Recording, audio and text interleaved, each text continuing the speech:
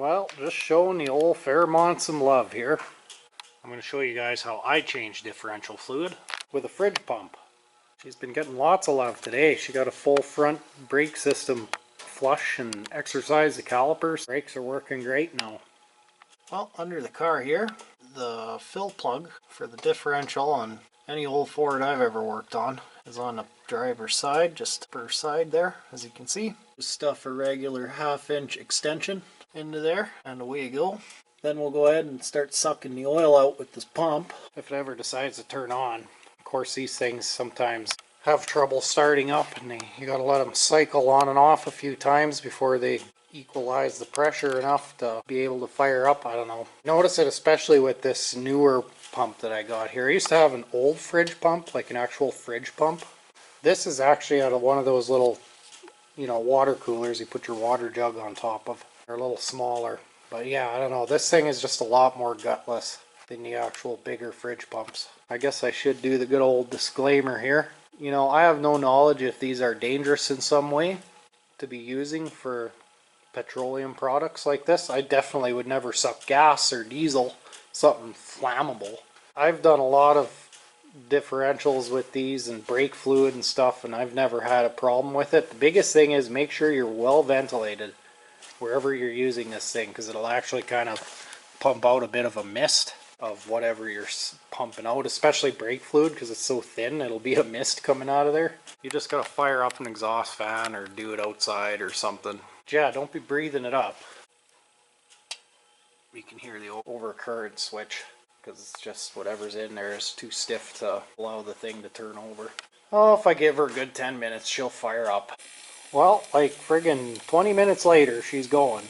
As you can see, that was right full. She wasn't missing any fluid. Make sure the hose is always clean before going into the differential.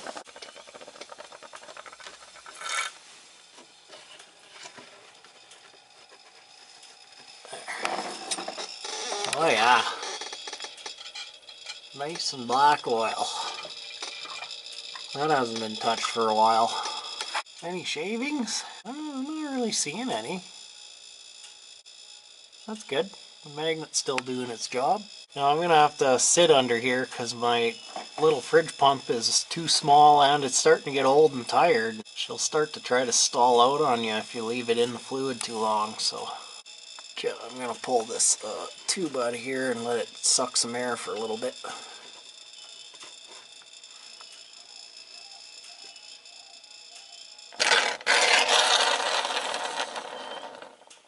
Ah, I stalled the pump. Oh no, that sucks.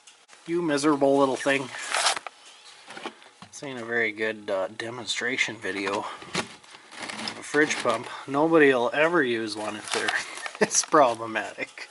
When this one was new, you could just put it into gear oil and it would just do its thing. Just can't do her anymore. Capacitor's probably getting weak too or something. I just need a better fridge pump or an actual legit gear oil pump. My little 12 volt pump over there, it's just not powerful enough for gear oil. Although I guess I could try it again. I did take the car for a good drive before doing this and the oil is nice and warmed up, so I wonder if maybe warm gear oil it'll do it. So I think I'm going to give up on this old girl. Yeah, I don't really like that. It's just barely doing it. It's kind of doing it. Of course, that's just some red fluid that was in the hose there. That's not from the diff. And I gotta be careful. I'll fry her here if I work it too hard. Alright, so it's puking a little.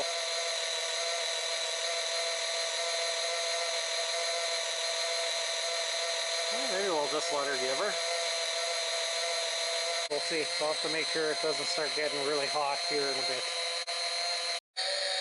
Well, she is taking her sweet time, but she's doing it. There we go. You're starting to gurgle. I gotta go reposition my hose and get it a little deeper into the diff now. Well, there we go. That's about all we're gonna get out of her. This pump actually did it. If it wasn't warmed up though, it probably wouldn't have. I know I've tried to pump gear oil with it before and it basically just stalls it right out.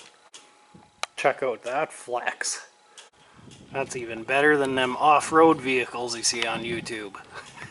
Well, we've got our tube here kind of just wired up to the diff there so it stays in place.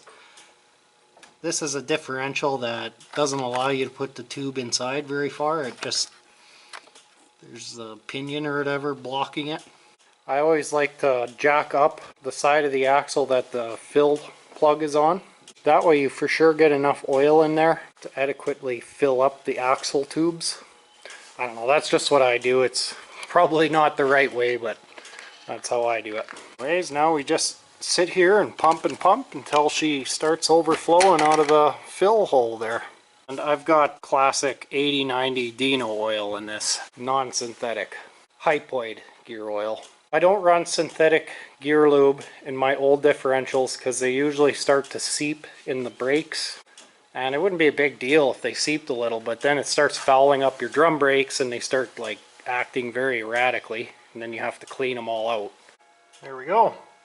But when it starts to come out of the fill hole like this, then I'll wait, give it like a minute or two, and then I'll be able to get like another full pump in before it starts to run out again. It's just continuously filling up that axle tube.